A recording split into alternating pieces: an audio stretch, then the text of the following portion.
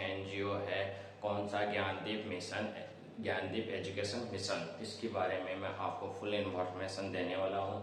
देखो, सबसे पहले इसका फॉर्म कहाँ अप्लाई होगा, कैसे अप्लाई करोगे, एज का क्राइटेरिया क्या है, क्वालिफिकेशन क्या चाहिए, ठीक है, कैसे फॉर्म अप्लाई कर सकते हो, फॉर्म ऑफलाइन होगा या फिर ऑनलाइन होगा, इसका सिलेबस क्या है, इसमें कौन कौन से टॉपिक आने वाले हैं, मैं सारी इंफॉर्मेशन देने वाला हूँ। कब एग्जाम होने वाली है, कब इन फ्यूचर में आप उस पर कैसे फोकस करके अपनी स्टडी को इंक्रीज करके आप इसमें सिलेक्शन ले सकते हो। तो देखो, मैं सबसे पहले बात कर रहा हूँ जो अपना अभी रनिंग में एनजीओ है कौन सा, ज्ञानदीप,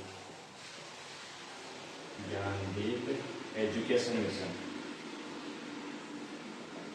एजुकेशन मिशन, ठीक है। इसके बारे में चर्चा करने वाले हैं। तो देखो, ज्ञानदीप एजुकेशन मिशन है, ये एनजीओ है। इसके अंदर एनजीओ की फुल फॉर्म क्या होती है, सबसे पहले आपको ये पता होना चाहिए। तो एनजीओ की फुल फॉर्म होती है नॉन गवर्नमेंट ऑथराइज्ड, मान सकते हो, या फिर नॉन गवर्नमेंट ऑर्गेनाइजेशन, ठीक है। तो देखो, गवर्नमेंट से ऑथराइज तो है, लेकिन ये क्या हुआ, ऑर्गेनाइजेशन होगा, संगठन होगा, नॉन गवर्नमेंट होगा, ठीक है। यानी कि गवर्नमेंट इस पे, गवर्नमेंट के अंडर में नहीं है, ये नॉन गवर्नमेंट होता है, ट्रस्ट, एज ए ट्रस्ट मान सकते हो। तो अभी आपने फॉर्म अप्लाई कर दिया होगा ज्ञानदीप एजुकेशन मिशन के थ्रू। आपको सबसे पहले फॉर्म अप्लाई करना है, ठीक है। फॉर्म अप्लाई कर दोगे आप, ठीक है। उसकी नॉर्मल सी फीस रहेगी। क्या क्या क्वालिफिकेशन होनी चाहिए उसके लिए, आप 12th पास होने चाहिए, ठीक है। आपकी एजुकेशन क्वालिफिकेशन एक्स्ट्रा हो सकती है, बट मिनिमम कितनी होनी चाहिए, 12वीं पास होनी चाहिए। तो फॉर्म अप्लाई करने के लिए क्वालिफिकेशन क्या चाहिए, तो आप बोलोगे कि क्वालिफिकेशन चाहिए कौन सी, पास, ओनली फॉर 12वीं पास, ठीक है। एज का क्राइटेरिया ले लेते हैं कि एज कितनी चाहिए। तो एज हमें चाहिए कितनी, 18 से लेके 45 साल तक की एज होनी चाहिए। कौन फॉर्म अप्लाई कर सकता है, मेल और फीमेल, क्या मेल और फीमेल दोनों अप्लाई कर सकते हैं, ठीक है।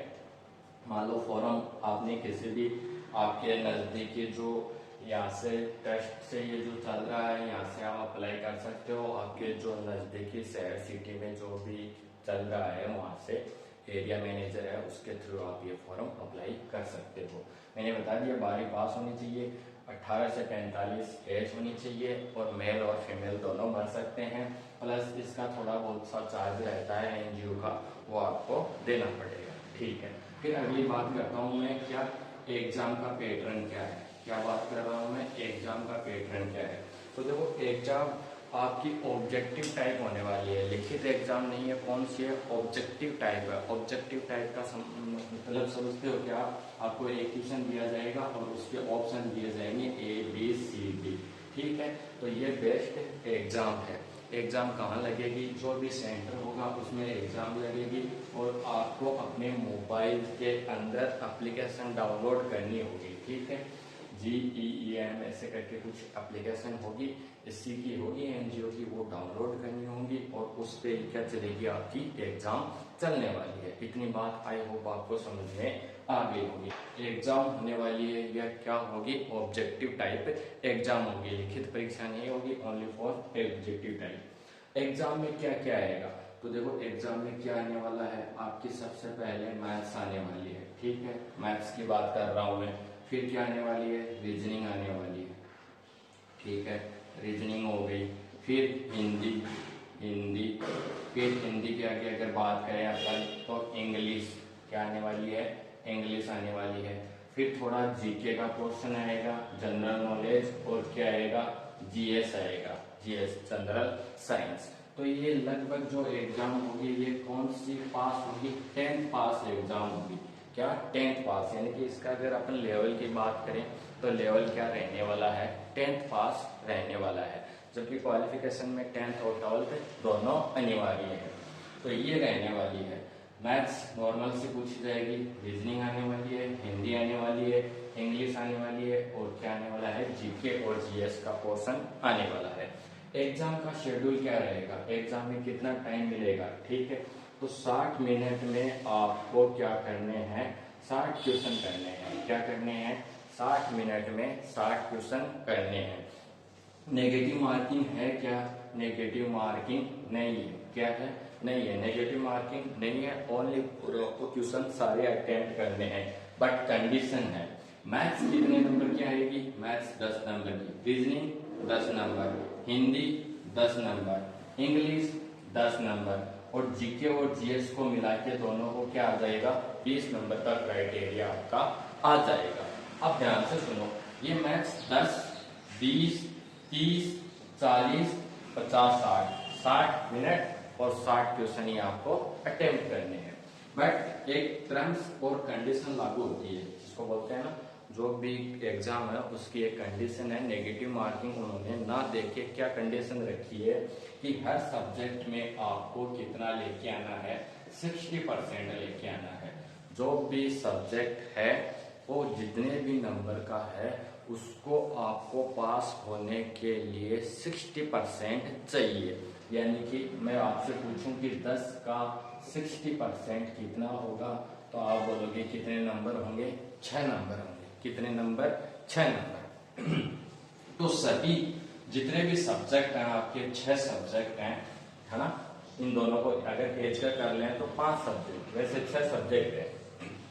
इसमें पास होने के लिए 6 नंबर, इसमें पास होने के लिए 6 नंबर, इसमें पास होने के लिए 6 नंबर, इंग्लिश में पास होने के लिए 6 नंबर, और जीके और जीएस का है इसमें इसका 20% 12 से 12 नंबर चाहिए आपको। ठीक है, तो मेरे द्वारा बताई गई ये बात भी आपको बहुत ही अच्छे वे से समझ में आ गई होगी। क्या चाहिए कि एग्जाम में जो भी सब्जेक्ट है जितने भी नंबर का है उसका 60% होना जरूरी है। अब मान लो गलती से मैथमेटिक्स के अंदर आपके 6 की जगह कितने नंबर आ गए? 5, और आप यहाँ बोल दो कि सर मेरे नंबर आ गए 14, क्या मैं पास हो जाऊंगा? पास नहीं होगे, आप क्या हो जाओगे? फेल हो जाओगे। क्योंकि कंडीशन ये है कि हर सब्जेक्ट में जितने भी नंबर का है उसका आपको 60% लाना ही है। अगर किसी एक भी सब्जेक्ट में आपने गलती कर दी, मिस्टेक कर दी, एक भी नंबर कम आ गया, तो आप क्या हो जाओगे?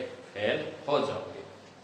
जैसे ही मान लो आपने ये एग्जाम क्लियर कर ली, यानी कि 6 नंबर यहाँ से, 6 यहाँ से, 6 यहाँ से और 6 यहाँ से, तो 6 चौक का कितना हो गया? 24। ठीक है, 12 नंबर ये चाहिए आपको, तो ये इसमें ऐड कर दो, कितने हो गए? 38। अगर आपके 38 नंबर आते हैं, 38 या 39 नंबर, अगर आप क्वालिफिकेशन ये जो 12-13 का रिजल्ट है यहाँ पे, अगर आप 38 या 39 नंबर लेके आते हो तो आप क्या बोलो जाओगे? जो आपकी एग्जाम है उसको आपने क्वालिफाई कर लिया है। जरूरी नहीं है कि आप 6 नंबर ही लेके आओ, आप 10 में से 10 लेके आ सकते हो, और क्या बोल सकते हो 20 में से 20 भी लेके आ सकते हो। लेकिन मिनिमम जो क्राइटेरिया आपको चाहिए वो कितना चाहिए? 6 नंबर का चाहिए। ठीक है, ये बात आपको अच्छे से समझ में आ गई होगी। 60 मिनट मिलेंगे, 60 क्वेश्चन होंगे। मोबाइल में एग्जाम होने वाली है, एप्लीकेशन डाउनलोड करोगे और उसमें अपने इनरोलमेंट नंबर और डेट ऑफ बर्थ पासवर्ड रहेगा, या फिर जहाँ पे जो भी सेंटर होगा वो पासवर्ड डालेंगे, आप एग्जाम देना स्टार्ट कर दोगे। अगर आपने गलती से कोई कॉल, मैसेज या फिर आप उस एप्लीकेशन से दूसरी एप्लीकेशन पे चले गए तो एग्जाम निरस्त हो जाएगा, वहीं सबमिट हो जाएगा। तो ऐसा आपको नहीं करना है। ठीक है, समझ गए होंगे इस बात को कि जिस एप्लीकेशन पे एग्जाम चल रही है उसी को ही ऑन रखना है। अगर बीच में कॉल आ गया तो उसको डिस्कनेक्ट करना है, मैसेज आ गया तो उसको सीन नहीं करना है। आई थिंक आपको ये बात समझ में आ गई। तो ये थी छोटी छोटी बातें। जैसे आपने एग्जाम क्वालिफाई कर लिया, आपको इंटरव्यू के लिए कॉल आएगा। किसके लिए कॉल आएगा? इंटरव्यू के लिए कॉल। तो आपको नॉर्मल सा इंटरव्यू देना है, ठीक है, वो ज़्यादा डीपली होने वाला है नहीं। उसके बाद में आपका फाइनल रिजल्ट आएगा और आप सिलेक्ट हो जाओगे। ठीक है, इस बार जो एग्जाम दी उसमें मैं आपको एक क्राइटेरिया बताता हूँ कि टोटल फॉर्म अप्लाई किए गए थे हमारे द्वारा 85, उसमें से कितने बच्चे पास हुए? 56 बच्चे क्या हुए? पास हुए। यानी कि 85 स्टूडेंट ने एक सिस्टम से, या फिर ऐसे समझ सकते हो एक संस्था से उन्होंने क्या किया? फॉर्म अप्लाई किया, उसमें से कितने क्वालिफाई हुए? 56। तो ये क्या है? बहुत बड़ा आंकड़ा है। उन्होंने भी यूट्यूब पे पढ़ाई की थी, थोड़ा बहुत स्ट्रगल खुद ने किया और अच्छे वे से एग्ज़ाम दिया और वो क्या निकल गए। अब नेक्स्ट टाइम इनके लिए इनको इंटरव्यू के लिए कॉल आएगा, ये इंटरव्यू देते हैं, देखते हैं कितने सेलेक्ट होते हैं कितने नहीं होते हैं। फिर भी अच्छा क्राइटेरिया है, 56 ने एग्ज़ाम को बहुत ही अच्छे वे से क्वालिफाई किया है। तो ये था इसका सिस्टम एनजीओ का, ठीक है। इसके बाद में अगर आप फाइनली सेलेक्ट हो जाते हो तो आपको छोटे छोटे बच्चे जो अनपढ़, वो जो पढ़ने में असमर्थ है, किसी कारण से पढ़ नहीं सकते, उनको आपको पढ़ाना है। जैसे लो कैटेगरी, जैसे बीपीएल हो गया, ठीक है, निर्धन बच्चे हैं, ठीक है, उनको आपको पढ़ाना है। दिन में 2 घंटे पढ़ाना है और आपकी एनजीओ के थ्रू क्या आएगी, सिर्फ भी आ जाएगी। एनजीओ वो आपको पता होगा, आप इसकी ऑफिशियल वेबसाइट पे चले जाना, सारा का सारा डिटेल दे रखा है, आप उसको चेक कर लेना। लगभग 7800 रुपये एक होम ट्यूटर को मिलने वाला है। कितने का? 1 महीने का पेमेंट कितना है? 7800 रुपया है। आई थिंक आप इतनी बात समझ गए होंगे। क्या बताया है मैंने? ज्ञानदीप एजुकेशन मिशन एनजीओ है जो एग्जाम करवाता है, किसके लिए? होम ट्यूटर के लिए एग्जाम करवाता है। क्वालिफिकेशन क्या होनी चाहिए? 12th पास होनी चाहिए। मेल दो और फीमेल दोनों फॉर्म अप्लाई कर सकते हैं हम। एज का क्राइटेरिया 18 से 45 रहता है। थोड़ा सा फीस होता है, वो चार्ज किया जाता है आपसे एनजीओ के थ्रू। एग्जाम क्या होने वाला है? सीबीटी टेस्ट मान सकते हो आप, ठीक है। ऑब्जेक्टिव टाइप एग्जाम होने वाला है, 60 मिनट में 60 क्वेश्चन अटेम्प्ट करने हैं, नेगेटिव मार्किंग नहीं है। कौन कौन से सब्जेक्ट है? मैथमेटिक्स है, रीजनिंग है, हिंदी है, इंग्लिश है, जीके है और क्या है? जीएस है। और सब जो भी सब्जेक्ट है 10-10 नंबर के आने वाले हैं। 10-10 नंबर का हर सब्जेक्ट आने वाला है। और मिनिमम क्राइटेरिया एक सब्जेक्ट को पास करने का कितना है? 6। अगर आप हर सब्जेक्ट में 6-6 नंबर लाते हो तो आप पास हो। अगर किसी भी एक सब्जेक्ट में बाई मिस्टेक 1 नंबर कम आ गया तो क्या हो जाओगे? आप फेल हो जाओगे। अगर आप एग्जाम क्वालिफाई कर लेते हो 38 से कितना होता है? ये 6 हुआ था क्या? 36, ठीक है। 36 से मान लो 40 तक नंबर ले आते हो तो आप क्या क्वालिफाई माने जाओगे। और क्वालिफाई होने के बाद में इंटरव्यू के लिए कॉल आएगा। कॉल में आपको वहाँ पे जाना है, जहाँ पे भी ऑफिस होगी, आपका बेसिक सा इंटरव्यू लिया जाएगा।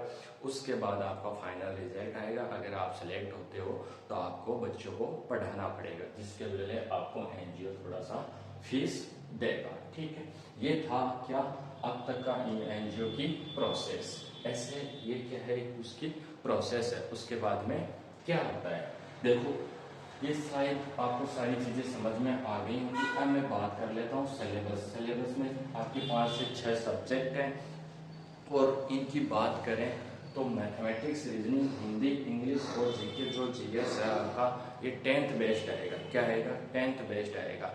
जैसे मैं थोड़ा सा आपको फॉर एग्जाम्पल बता देता हूँ कि किसमें क्या आने वाला है। देखो अपन बात करते हैं किसकी? मैथ्स की, ठीक है। फिर रीजनिंग की, रीजनिंग, ठीक है, रीजनिंग हो गया। फिर आपकी इंग्लिश, ये लो इंग्लिश। फिर हिंदी, ये लो हिंदी। फिर जीके और जीएस को मैं उठा लेता हूँ, ठीक है। ये पैटर्न आने वाला। मैथमेटिक्स के अंदर क्या आएगा तो मैं आपको नॉर्मल सा बता दूं। देखो थोड़ा सा आप नोट कर लेना। और मैं सिलेबस का क्या है कि आपको नेक्स्ट वीडियो में जब भी रहेगा मैं सिलेबस आपको पूरा प्रोवाइड कर दूंगा। अब ध्यान से सुनना, मैथमेटिक्स में क्या आने वाला है। मैथ्स में नॉर्मल सा नंबर सिस्टम, संख्या पत्ती, परसेंटेज, प्रतिशत, प्रॉफिट लॉस, लाभ और हानि, ठीक है। सांझा हो गया, पार्टनरशिप जिसको बोला जाता है, पाइप टैंकी हो गई, समय दूरी चाल हो गई, क्षेत्रमिति हो गई। क्षेत्रमिति के अंदर 2D और 3D, उसमें से एक बेसिक सा फॉर्मूले बेस्ड क्वेश्चन पूछा जाता है। जियोमेट्री हो गई, ठीक है। ऐसा मैथमेटिक्स के अंदर है, ज़्यादा हाई लेवल है नहीं, ओनली फॉर क्या है, एक नॉर्मल सा लेवल है। अगर आप उसको अच्छे वैसे थोड़ा थोड़ा भी पढ़ के जाते हो तो आप क्लियर कर लोगे।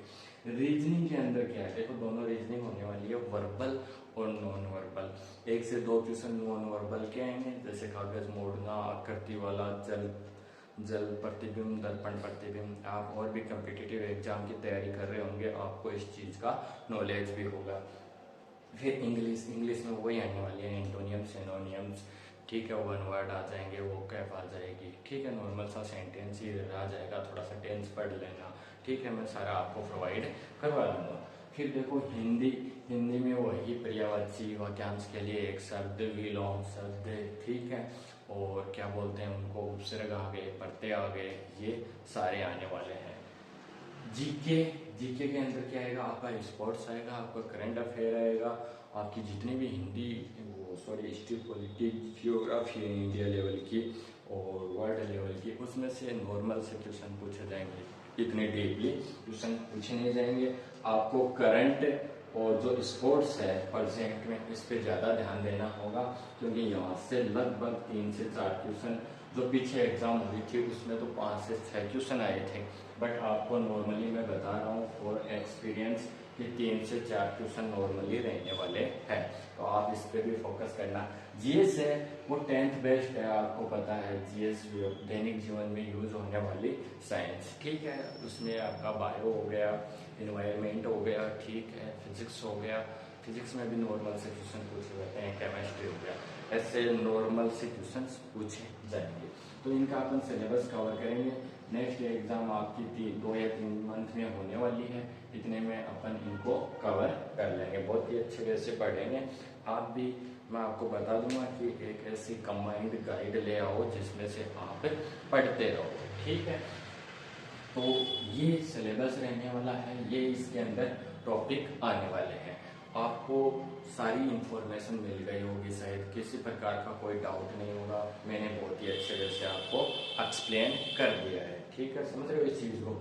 अब मैं आपसे एक ही क्वेश्चन करूंगा कि इन सब के अंदर, मैथमेटिक्स के अंदर, रीजनिंग के अंदर, इंग्लिश के अंदर, हिंदी, जीके और जीएस, देखो जीके को आप पढ़ते रहो थोड़ा थोड़ा, ठीक है, जीएस है इसकी भी आप एक छोटी सी बुक ले आओ, थोड़ा थोड़ा पढ़ते रहोगे, हर एक जीवन में जो दैनिक जीवन में जो साइंस यूज होती है उसको आप पढ़ते रहो। हिंदी है, इसका भी छोटा सा मैटर है, ज़्यादा ये स्ट्रॉन्ग आती नहीं है, आपके पास 6ठी क्लास, 8वीं क्लास या 10वीं क्लास की जो हिंदी की पास बुकें होती हैं उनमें से थोड़ी थोड़ी हिंदी पढ़ते रहो। देखो यूट्यूब पे क्लासें आएंगी, सारी क्लासें आएंगी, लेकिन यूट्यूब आपको ओनली फॉर जो मैं क्लासेस प्रोवाइड करूँगा वो 100% तो होने वाला है नहीं, समझ रहे हो इस बात को। कितना होगा, 70-80% होगा, जितना भी मैं प्रोवाइड करा सकता हूँ, जितनी मेरे से मेहनत हो सकती है वो मैं करूँगा, ठीक है। पिछले क्वेश्चंस जो एग्जाम में आएंगे उनके अकॉर्डिंग कराने वाला हूँ, बट उसमें ऐसा है कि आप भी अपना थोड़ा एफर्ट लगाओ, समझ रहे हो इस चीज़ को, आप भी थोड़ा सा उस सिस्टम में रहो, पढ़ते रहो, तो आपको नॉलेज हो जाएगा और ज़्यादा, ठीक है। और मैथ रीजनिंग में पूरी कंप्लीट करवा दूंगा। इंग्लिश में भी आपको देखो थोड़ा बहुत ग्रामर का आना चाहिए, वोकैबुलरी अच्छे से आनी चाहिए आपको, ठीक है, सेंटेंस ये वो मैं करवा दूंगा, एक्टिव पैसिव हो गए, ठीक है, और वन वर्ड हो गए, एंटोनियम सिनोनियम्स हो गए, ये थोड़े थोड़े आप क्या रूटीन में आओ, उनको पढ़ते रहो, आपका भी एग्जाम निकल जाएगा। अब लास्ट और एंड में मैं आपसे यही बात पूछूंगा कि ये जितने भी सब्जेक्ट हैं, अपने 5 से 6 सब्जेक्ट हैं, इनमें से सबसे पहले कौन सा सब्जेक्ट स्टार्ट करें अपन, और उसको फास्टली से पढ़ के सिलेबस अपन को लगभग 1-1.5 महीने में अपन अपना पूरा सिलेबस कवर कर लें और उसके बाद में रिविजन कर लें। तो आप कमेंट बॉक्स में मुझे बताओगे कि सर ये सब्जेक्ट पढ़ा दो। जैसे आपने 10 जनों ने कमेंट किया, उसमें से 6 जने ऐसे बोल रहे हैं कि हमें मैथ्स पढ़ाओ, ठीक है, तो वही स्टार्ट कर देंगे अपन, जिसका क्राइटेरिया ज़्यादा होगा वही अपन स्टार्ट कर देंगे और बहुत ही अच्छे वे से पढ़ेंगे। क्लास आपको नाइट में लगभग 8 बजे के आसपास मिलेगी, ठीक है, रोजाना मिलेगी, संडे भी ऑफ नहीं रहने वाला है, डेली क्लास मिलेगी। प्लस में दिन में कहीं पर भी आपको जैसे मुझे टाइम मिलेगा तो मैं जो आपका करंट अफेयर है और जो साइंस एंड टेक है, ठीक है, स्पोर्ट्स के क्वेश्चंस हैं, वो भी मैं छोटे मोटे आपको क्लास प्रोवाइड करवा दूंगा। बाकी का जितना भी सिलेबस है उसको अच्छे वे से 0 से लेके जितना लेवल उसने लास्ट एग्जाम में पूछा था वहाँ तक का मैं आपको प्रोवाइड करवा दूंगा। तो मिलते हैं अपन नेक्स्ट क्लास में, कौन सा वो क्या बोलते हैं, कौन सा सब्जेक्ट आप बताओगे उसी के अकॉर्डिंग मैं आपको पढ़ा दूंगा, ठीक है। और भी किसी प्रकार का कोई भी डाउट हो तो कमेंट बॉक्स में कमेंट कर देना, बहुत ही अच्छे वैसे आपको रिप्लाई मिल जाएगा, ठीक है। ऐसा नहीं है कि अलग से हर डिस्ट्रिक्ट के लिए अलग वैकेंसी है, ऐसा कुछ नहीं है, ऑल इंडिया ये चलता है। जैसे राजस्थान है, MP, UP, जितने भी स्टेट हैं सब में ये चलता है, ठीक है। ऑथोराइज्ड है, कोई किसी प्रकार का कुछ भी नहीं है, गलत कुछ भी नहीं है, ठीक है। एक एजुकेशन को बढ़ावा देने के लिए, एक स्पोर्ट्स को बढ़ावा देने के लिए, अच्छे हेल्थ के लिए, अच्छे फ्यूचर के लिए ये काम कर रहा है एनजीओ। बहुत ही अच्छा एनजीओ, बहुत ही अच्छी प्रोसेस पे चल रहा है, ठीक है। मिलते हैं नेक्स्ट क्लास में, तब तक आपको बहुत सारा थैंक्स।